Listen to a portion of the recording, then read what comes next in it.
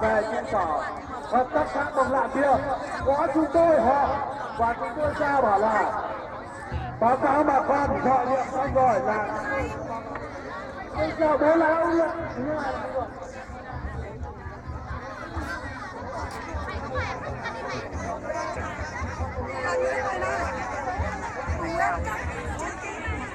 Mọi người ơi, nhưng mà chúng tôi không thích photo, chúng tôi chỉ thích cái dấu đỏ. Bây giờ mới đi photo chấm dấu đỏ vào, chứ không phải là không này, chứ nào không có. bác Miền này, nhá, ngày xưa đi lại đây chỉ có điểm chỉ có một ngón thôi, bây giờ lúc này nhá, 10 ngón tay nó bắt điểm chỉ, bắt cái điểm chỉ vào, nếu thì cứ điểm thì đi nữa. Xin lỗi rằng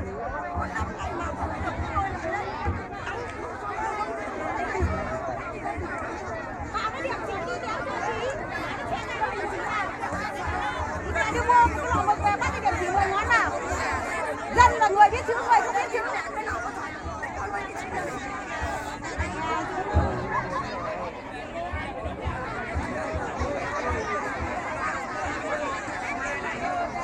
Điểm chỉ đấy, một ngón bây giờ nó phải rồi. Photo.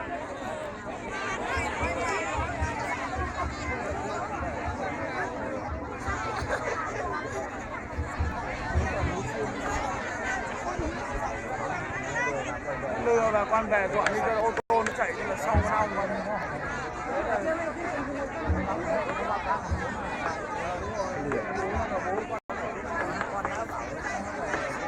Xe 10 ngồi đầu ngón tay chọn rồi.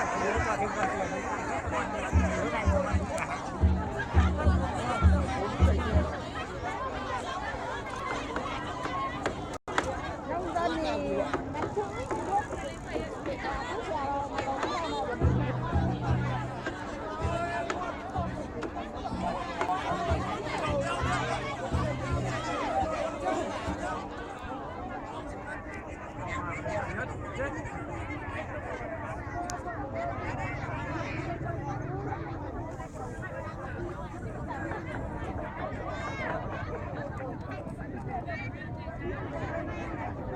không nói gì này.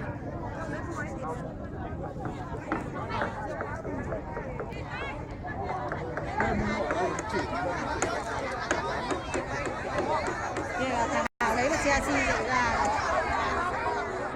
bảo nó làm lấy chơi thì sang chỗ kia.